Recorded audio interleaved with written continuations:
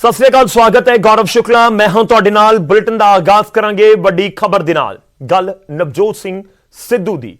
नवजोत सिंह सिद्धू एक बार मुड़ तो चन्नी सरकार दे उत्ते सियासी ताबड़तोड़ हमले करते नजर आ रहे ने। दो सवाल उन्हां तो भी पूछे गए तो वह हथ खड़े करते नजर आए।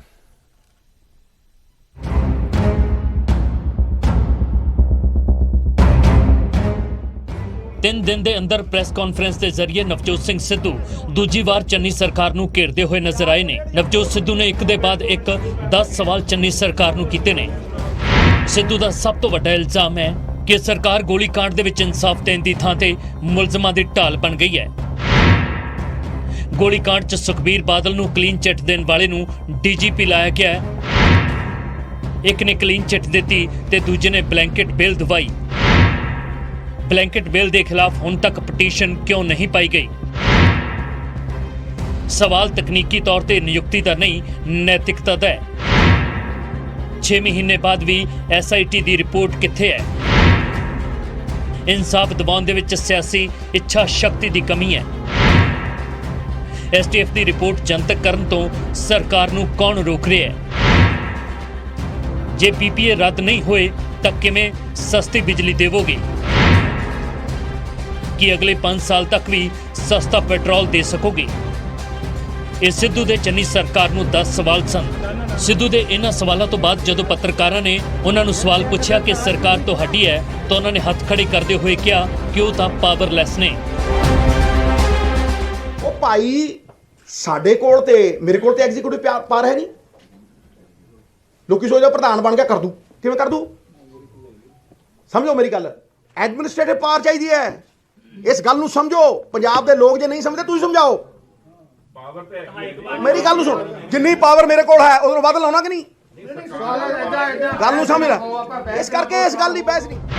नवजोत सिंह सिद्धू हुण भावें खुद नूं पावरलैस दस रहे ने, पर जदों उन्हां नूं कैप्टन अमरिंदर सिंह नूं अहुदे तो हटाउण बारे सवाल पूछा जांदा सी तो छाती ठोक के बड़ी बेबाकी दे नाल इसदा सिरा अपने सिर बन्नदे सन। पहले दिन तो मैं लड़दा रहा कि खजाने की चोरी रेते चों हुंदी है। जदों उदों दे मुख मंत्री नूं अज तो 3 साल पहलां कहा सीगा 1000 रुपये ट्राली कर, कहा सी कि नहीं कहा सी? कौन भुलिया दसो? तुसीं भुल गए? कीती उहने ते कित्थे है? पावरलैस सिद्धू हुण यह दावा कर रहे हैं कि चरणजीत सिंह चन्नी नूं मुख मंत्री बनाउण दे विच उन्हां दी कोई भूमिका नहीं है अते चन्नी हाई कमान दी पसंद सन। पर जदों कैप्टन अमरिंदर सिंह ने CM दी कुर्सी छड्डी सी तां चर्चावां होईयां सन कि जाखड़ ते रंधावा दे CM वजों ना सामने आउण ते सिद्धू नाराज हो गए सन, पर चन्नी दे नाम ते उन्हां ने हामी भर दित्ती सी। नए मुख्यमंत्री बन गए हैं, उनको लाने में भी सबसे बड़ा हाथ आप ही का। नहीं नहीं नहीं नहीं नहीं नहीं, उनको लाने के लिए हाईकमांड का हाथ है। गलत बात मत बोल बोलू, आई करेक्ट यू। बिल्कुल गलत गल ना कर। मैं कोई हो नहीं, बिल्कुल गलत गल ना कर। मैं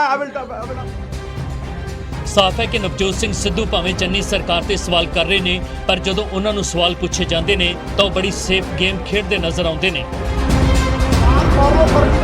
चंडीगढ़ तो रोहित बंसल, न्यूज़ 18।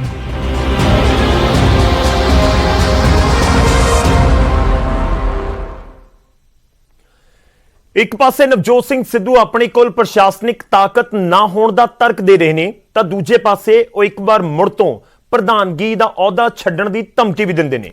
सिर्फ इन्ना ही नहीं, सिद्धू ने 2022 ਦੀਆਂ ਚੋਣਾਂ ਨੂੰ ਲੈ ਕੇ भी ਵੱਡੀ ਭਵਿੱਖਬਾਣੀ ਕੀਤੀ। और प्रियंका जी दे सिपाही ने अपना अस्तीफा वापस लिया। I have taken back my resignation. चुनो, तुसी चुनो ना। 2 कॉम्प्रोमाइज ऑफिसर या PPCC चीफ चुनो, चुनो।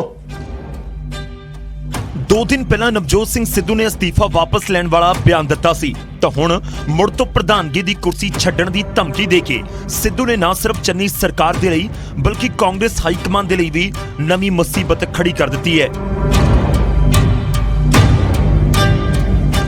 नवजोत सिंह सिद्धू का बयान AG ਅਤੇ DGP ਦੀ ਨਿਯੁਕਤੀ ਨੂੰ ਲੈ ਕੇ ਸੀ। ਉਹਨਾਂ ਨੇ ਸਾਫ਼ ਤੌਰ ਤੇ ਸਰਕਾਰ ਨੂੰ ਧਮਕੀ ਦਿੱਤੀ ਕਿ ਜਾਂ ਪਾਰਟੀ ਉਹਨਾਂ ਨੂੰ ਪਾਰਟੀ ਦੇ ਅਹੁਦੇ ਦੇ ਲਈ ਚੁਣੇ ਜਾਂ ਫਿਰ ਅਫਸਰਾਂ ਨੂੰ ਚੁਣਨ ਜਿਨ੍ਹਾਂ ਦਾ ਉਹ ਵਿਰੋਧ ਕਰ ਰਹੇ ਨੇ। ਹਾਲਾਂਕਿ ਸਿੱਧੂ ਦੀ ਇਸ ਧਮਕੀ ਤੋਂ ਬਾਅਦ ਕੈਬਨਿਟ ਮੰਤਰੀ ਰਾਜਕੁਮਾਰ ਵੇਰਕਾ ਨੇ ਮਾਮਲੇ ਨੂੰ ਸ਼ਾਂਤ ਕਰਨ ਦੀ ਕੋਸ਼ਿਸ਼ ਕਰਕੇ ਦਾਅਵਾ ਕੀਤਾ ਕਿ ਦਾਗੀ ਅਫਸਰਾਂ ਨੂੰ ਹਟਾਇਆ ਜਾਵੇਗਾ ਜਿਨ੍ਹਾਂ ਤੇ ਸਵਾਲ ਚੁੱਕੇ ਜਾ ਰਹੇ ਨੇ।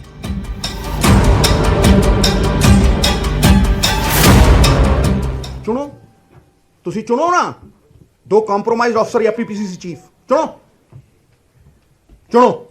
ਚਾਹੇ ਬਰਗਾੜੀ ਕਾਂਡ ਹੈ, ਬੈਬਲ ਕਲਾਂ ਕਾਂਡ ਹੈ ਜਾਂ ਨਸ਼ਿਆਂ ਦਾ ਮਾਮਲਾ ਹੈ, ਇਸ ਨਸ਼ਿਆਂ ਦੇ ਮਾਮਲੇ ਨੂੰ ਹੱਲ ਕਰਨ ਵਾਸਤੇ ਕੋਈ ਅਫਸਰ ਆੜੇ ਆ ਰਿਹਾ ਹੈ ਜਾਂ ਉਹਨੂੰ ਹਟਾਉਣ ਦੀ ਜ਼ਰੂਰਤ ਹੈ ਤਾਂ ਬਿਲਕੁਲ ਹਟਾਇਆ ਜਾਏਗਾ। ਸਿੱਧੂ ਨੇ ਸਿਰਫ ਚੰਨੀ ਸਰਕਾਰ ਅਤੇ ਹਾਈ ਕਮਾਨ ਨੂੰ ਧਮਕੀ ਹੀ ਨਹੀਂ ਦਿੱਤੀ, ਬਲਕਿ ਉਹਨਾਂ ਨੇ ਆਪਣੇ ਏਜੰਡੇ ਨੂੰ ਨਾ ਮੰਨਣ ਤੇ 2022 ਦੇ ਲਈ ਵੱਡੀ ਸਿਆਸੀ ਭਵਿੱਖਬਾਣੀ ਵੀ ਕਰ ਦਿੱਤੀ। ਸਿੱਧੂ ਨੇ ਕਿਹਾ ਕਿ 2022 ਤੋਂ ਪਹਿਲਾਂ ਜਾਂ ਤਾਂ ਸੁਧਾਰ ਹੋ ਜਾਵੇਗਾ ਜਾਂ ਸੂਬਾ ਰਹਿਣਯੋਗ ਨਹੀਂ ਰਹੇਗਾ। ਉਸ ਕਗਾਰ ਦੇ ਉੱਤੇ ਇਲੈਕਸ਼ਨ ਜਿੱਥੇ ਪੰਜਾਬ ਜਾਂ ਡੈਮੇਜ ਕੰਟਰੋਲ ਹੋ ਸਕਦਾ ਜਾਂ ਫਿਰ ਇਰਰਿਪੇਅਰੇਬਲ ਡੈਮੇਜ ਹੋ, ਰਹਿਣ ਜੋਗਾ ਨਹੀਂ ਰਹਿਣਾ ਸੂਬਾ। ਇੱਕ ਤੋਂ ਬਾਅਦ ਇੱਕ ਖੁੱਲ੍ਹ ਕੇ ਚੰਨੀ ਸਰਕਾਰ ਦੇ ਖਿਲਾਫ ਬਿਆਨ ਦੇ ਰਹੇ ਨੇ।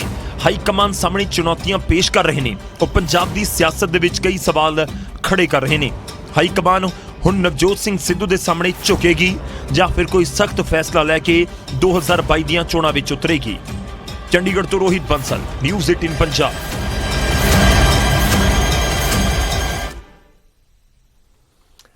ਤਾਂ ਨਵਜੋਤ ਸਿੰਘ ਸਿੱਧੂ ਦੇ ਤਾਬੜਤੋੜ ਹਮਲੇ ਜਾਰੀ ਨੇ। ਹੁਣ ਸਵਾਲ ਇਹ ਹੈ ਕਿ ਸਿੱਧੂ ਰੁਕਣਗੇ ਕਿੱਥੇ ਜਾਂ ਸਿੱਧੂ ਦੇ ਨਾਲ ਸਮਝੌਤਾ ਸੁਲ੍ਹਾ ਸਮਝਾਇਆ ਕਿਵੇਂ ਜਾਵੇਗਾ। ਪਰ ਇਸ ਸਭ ਦੇ ਵਿਚਾਲੇ ਮੁਲਾਕਾਤਾਂ ਦਾ ਦੌਰ ਵੀ ਜਾਰੀ ਹੈ ਜਾਂ ਕਹੀਏ ਕਿ ਇਸ ਪੂਰੇ ਡੈਮੇਜ ਕੰਟਰੋਲ ਨੂੰ ਕੰਟਰੋਲ ਕਰਨ ਦੀ ਕੋਸ਼ਿਸ਼ ਵੀ ਹੋ ਰਹੀ ਹੈ। ਮੁੱਖ ਮੰਤਰੀ ਚੰਨੀ ਅਤੇ ਨਵਜੋਤ ਸਿੰਘ ਸਿੱਧੂ ਦੇ ਵਿਚਾਲੇ ਮੀਟਿੰਗ ਹੋਈ। ਹਰੀਸ਼ ਚੌਧਰੀ ਦੀ ਮੌਜੂਦਗੀ ਦੇ ਵਿੱਚ ਬੈਠਕ ਹੋਈ।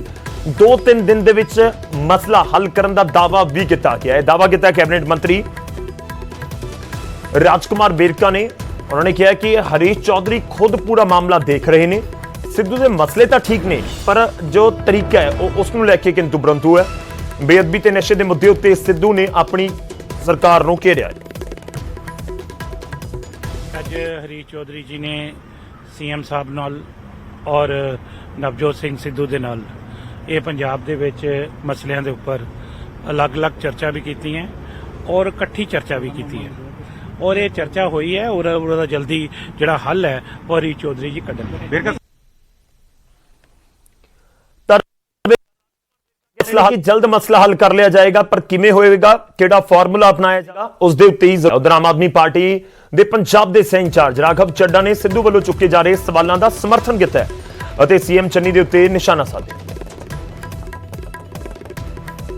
नहीं, मैं सिद्धू साहब पे और उनके भविष्य पे, उनके फ्यूचर पे बोलने वाला कौन होता हूं, ये तो सिद्धू साहब को तय करना है।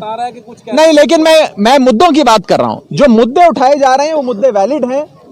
सीट पर सब चन्नी साहब, जिन्हें मैं ड्रामेबाज मुख्यमंत्री कहता हूं, वो कैप्टन अमरिंदर की राह पे चल रहे हैं।